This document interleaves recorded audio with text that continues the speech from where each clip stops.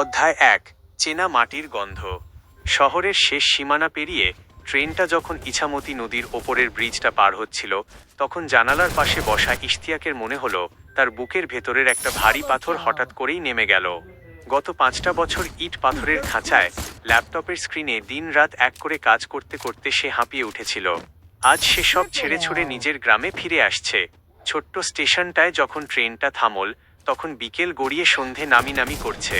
চেনা প্ল্যাটফর্ম, চেনা সেই চায়ের দোকান, বাতাসে ভাসছে ভেজা মাটির আর ছনছনের এক চেনা গন্ধ। ইশতিয়াক তার ব্যাগটা কাঁধে নিয়ে ধীর পায়ে স্টেশন থেকে বের হলো। কোনো রিকশা বা ভ্যান নিল না, সে চাইল এই মেঠো পথটা দিয়ে হেঁটে বাড়ি ফিরবে। পাশে ধানের ক্ষেত, বাতাসে তারা দোল খাচ্ছে। হাঁটতে হাঁটতে এসে দাঁড়াল ইছামতি নদীর খেয়া ঘাটে। নদীটা একদম শান্ত, ঠিক যেমনটা সে ৫ বছর আগে দেখে গিয়েছিল। ঘাটের চেনা বটগাছটার নিচে একটা ভাঙা নৌকা উপুড় করে রাখা। ফিরে এসো না, ফিরে এলি শেষমেশ। একটা চেনা গম্ভীর কণ্ঠস্বর শুনে ইশতিয়াক পেছন ফিরে তাকাল। ঘাটের বুড়ো মাঝি রহমত আলী, মাথায় সাদা টুপি, মুখে এক গাল সাদা দাড়ি আর চোখে এক অদ্ভুত স্নেহ। ইশতিয়াক গিয়ে রহমত আলীর হাত ধরে, চাচা, ফিরে এলাম, আর যাব না।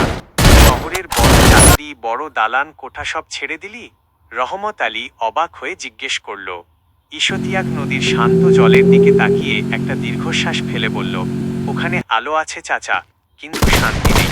এই নদীর হাওয়া আর চেনা মাটির সুবাসের জন্য প্রাণপাদক আমার। রহমত আলী মুচকি হাসল, তার হাতের বৈঠাটা নৌকার তলায় ঠেকিয়ে বলল, নদী যেমন হাজার ঘুরেও শেষে সাগরেই ফেরে, মানুষ তেমনি তার শীঘ্রই ফেরে বাবা। চল, তোকে ওপারে পৌঁছে দিই। সন্ধ্যের আবছা আলোয় নৌকাটা যখন নদীর বুক চিরে ওপারে যাচ্ছিল, তখন আকাশে প্রথম তারাটা ফুটে উঠেছে। ইশতিয়াক নদীর ঠান্ডা জলে হাত চুপিয়ে মনে মনে ভাবল, মানুষের আসল ঠিকানা বোধহয় কোনো মানচিত্রে থাকে না, থাকে তার মনের শান্তিতে। গ্রাম আর নদীর এই সহজ